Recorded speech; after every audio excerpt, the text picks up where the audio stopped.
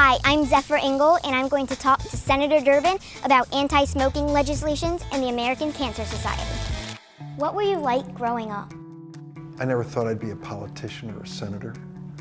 When I was about 7 years old, I only dreamed of owning a bicycle, so I never thought about this. Is it true that people used to smoke on airplanes? Sure is.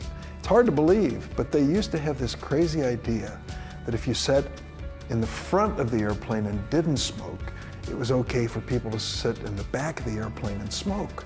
How did you help make the air safer for people on planes? Well, you see, I thought it was pretty awful. And so I introduced a bill, which is an effort to become a law, to ban smoking on airplane flights. It turned out a lot of congressmen were on airplanes a lot, and they didn't like the smoke on airplanes either, so they voted for my bill. I don't even like the smell of smoke just on the streets. I can't imagine it being in an airplane. Imagine, if you will, that you could walk into an office like this and there'd be an ashtray sitting right out there on a desk or on a coffee table, because they assumed that maybe somebody'd come along and want to smoke. And it's hard to believe that about 25 years ago, that was normal. Now things have changed. How have you worked with the American Cancer Society to fight cancer? Those are the good guys. The American Cancer Society is really a great organization. And I started working with them a long time ago when we started banning smoking on airplanes. And I worked with them ever since. And what they're trying to do is to reduce the number of cancers in America. And it turns out that tobacco smoking is the #1 preventable cause of death in America. If we can stop people from smoking, then their lives will be longer and better. How can we help to keep kids from smoking?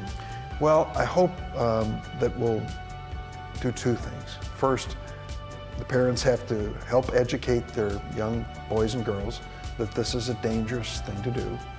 And then secondly, make it more difficult for kids to buy tobacco products.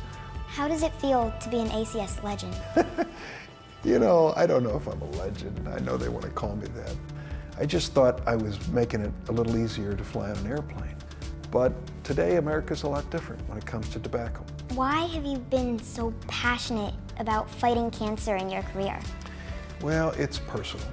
My father used to smoke cigarettes, and he ended up developing lung cancer, and he died. So I thought maybe if we do some things to make it tougher to buy tobacco products, we'll have fewer cancers and fewer family tragedies. This is a cancer we can prevent, and that's why I've worked so hard on it.